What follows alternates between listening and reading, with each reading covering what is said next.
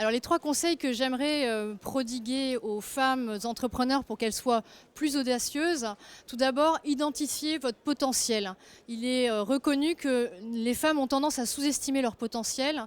Donc commencez par faire le point sur vos réussites, vos victoires, vos qualités, vos compétences, tout ce qui fait que vous avez une valeur ajoutée et que vous avez vraiment un avantage concurrentiel.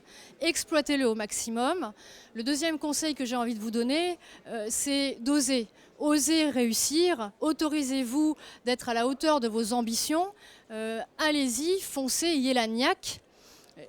Et ensuite, le troisième conseil, ce serait d'adopter un mental de gagnant, un mental de champion, parce que la différence entre un entrepreneur, une entrepreneur qui réussit et une qui s'en sort, celle qui s'en sort, c'est qu'à un moment donné, elle va plus ou moins lâcher, elle ne va pas libérer totalement son potentiel, alors que l'entrepreneur qui réussit, c'est celui qui, même quand c'est désespéré, il continue, il persévère, parce que la clé de la réussite, elle passe par la persévérance, et surtout, croyez en vous.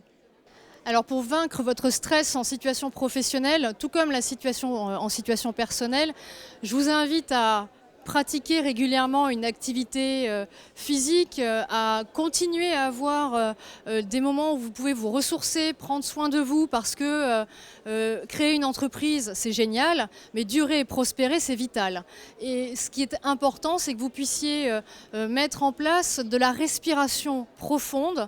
Moi, je vous invite vraiment à télécharger l'application de cohérence cardiaque que vous pouvez trouver sur Android ou sur iPhone. Ça prend 3 minutes avant un rendez-vous. Vous êtes stressé comme toutes, hein. On a toutes à un moment donné la pression qui monte. Quand vous prenez l'habitude de respirer calmement, ne serait-ce que 3 minutes avant l'enjeu, eh bien vous allez voir que vous allez vous relaxer, que vous allez avoir une meilleure oxygénation de votre cerveau et que vous êtes beaucoup plus performante. Ce que j'ai envie de dire aux femmes qui hésitent à entreprendre, c'est quel dommage, vous perdez un temps fou alors que vous avez la possibilité. Dites-vous que tout est possible. L'aventure entrepreneuriale, vous allez pouvoir vous révéler, découvrir un énorme potentiel en vous. En fin de vie, la majorité des gens regrettent de ne pas être passé à l'action, de ne pas avoir osé à être plus heureux.